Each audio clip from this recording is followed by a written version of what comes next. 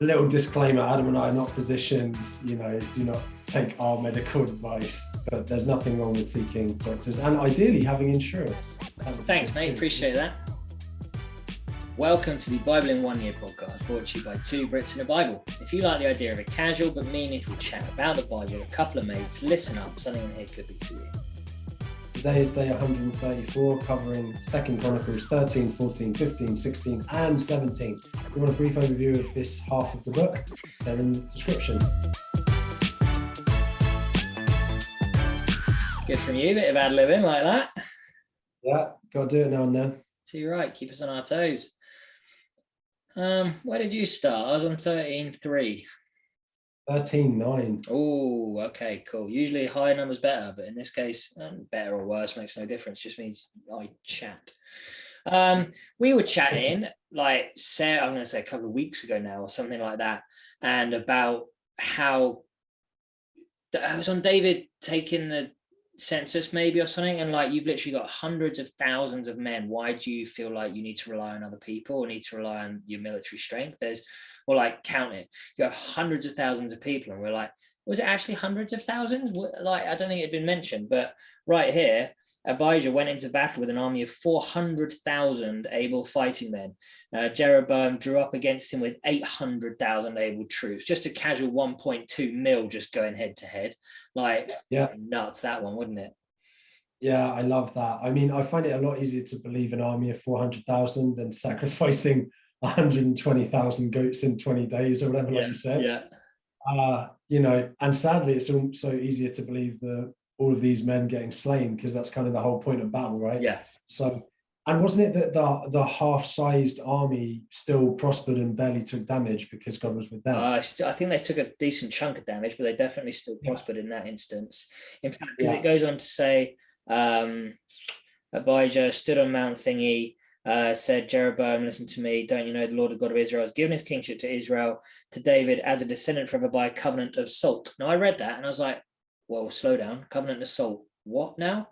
I just Googled it, but do you have any idea about the covenant of salt? No, the only thing I think of is that we're the salt of the earth. Yeah, exactly. That's the only thing I thought. So I Googled it. And basically, the covenant of salt, it appears in the book of Numbers, and it's God's covenant with the Aaronic priesthood. It's said to be a covenant of salt. And it also referenced God's covenant with the Davidic kings of Israel is described as a covenant of salt. And the idea of being, they suspect the reason it's called a covenant of salt is because salt is use as a preservative.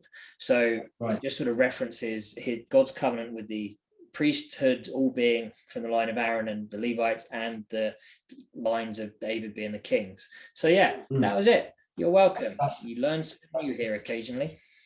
Now my brain is just thinking of all the salt references. So like Lot being turned to a pillar of salt and whatever. Lot's wife, but yes. Lot's wife, sorry, yeah, Lot's wife. Anyway, so my first point of the day, 2 Chronicles 13:9. Didn't you drive out the priests of the Lord, the sons of Aaron, the Levites, and make priests of your own, as the peoples of other lands do?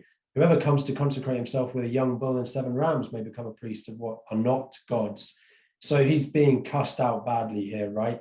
And this is just a reminder to us. I was saying before about how, yesterday, about obviously priests are not God. We must have a healthy understanding of where priests fall. Yeah. But that doesn't mean we're not to respect holy people, right, and priests.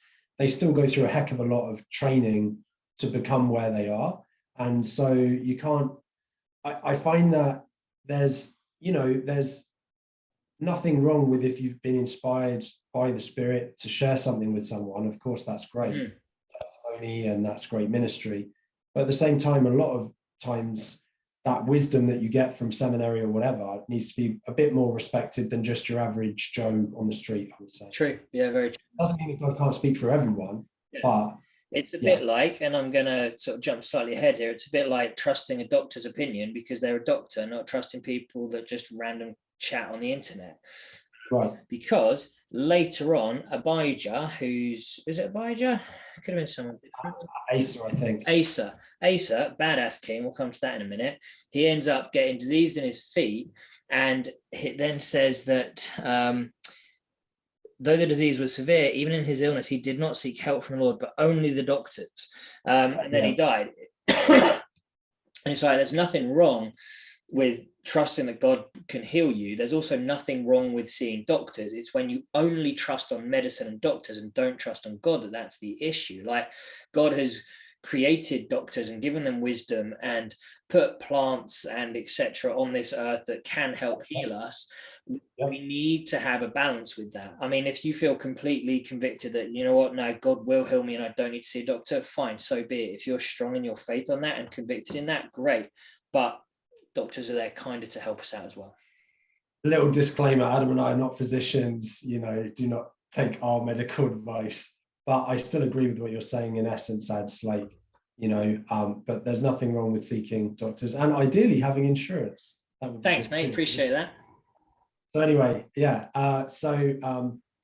Then I forget who it is. Is it Asa removes the foreign altars and the high places and smash the sacred stones and cuts down the asherah poles?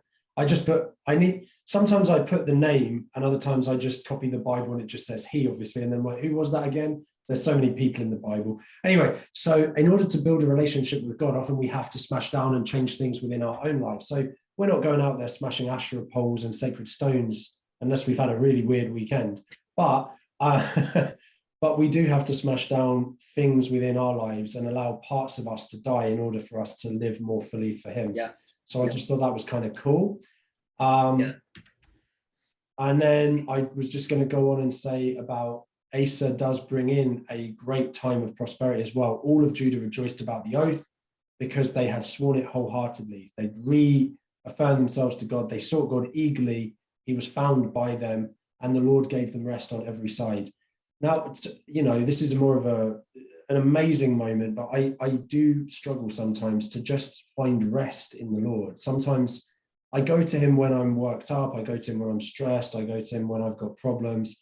I need to get better, and I'm sure a lot of people do, with just even like in good moments, just sort of being there and just seeking rest in God more. Yeah, no, that's very true, man. It's like, that's the kind of thing of we were chatting about yesterday, wasn't it? Like when he became strong and powerful, he basically neglected God. It's like, he's not a vending machine God. It's not like I need something. I put in my money, where's my treat? It's like that all times, and he can give us that rest, and it's great. I love it. So we chatted about Asa briefly, and I'm just putting down as being a badass king. I love it. One of the things that he says in 14, firstly, he commanded Judah to seek the Lord. And obviously there's the verse, seek me and you will find me. So by commanding his people to seek him, his nation will turn to him. Then they make a covenant that says if they don't seek him, they're going to be put to death. So it's like, if you don't do this, I will kill you. So all right, I'll seek God, and then you'll find him. Not the best way to like evangelize to people. But one of the little things, and it's probably one of the last things I'll say here, is Asa then is saying, when he's calling on the Lord, there is no one like you to help the powerless against the mighty. For when we are weak, he is strong.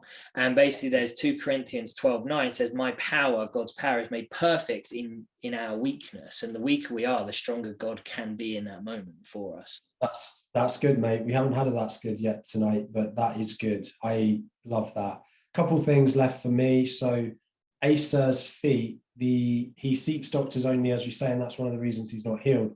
But that's also an opportunity for him to learn, because the reason that Asa's feet are bad, according to Enduring Word that I was looking up, a big theory of that is because he stopped relying on God prior to this as well, and he saw the king of Aram as his ally and not God. Yeah. And so, I'm not here saying that God punishes that or anything by making his feet bad, but just when his feet are bad, it's an opportunity that he doesn't then take to come back to God, I think. Yeah. And then the only other thing I thought was cool in 2 Chronicles 17:11, even some of the Philistines bring gifts to Jehoshaphat as a tribute to the living God and so on. So it just reminds me back at the Queen of Sheba sees how powerful God is through Solomon's prosperity, and even these ancient enemies are now bringing tribute to a king that seems to be strong. That's cool. And I like it. Just because I want to throw it in there, one last, I'm going to start tomorrow with it.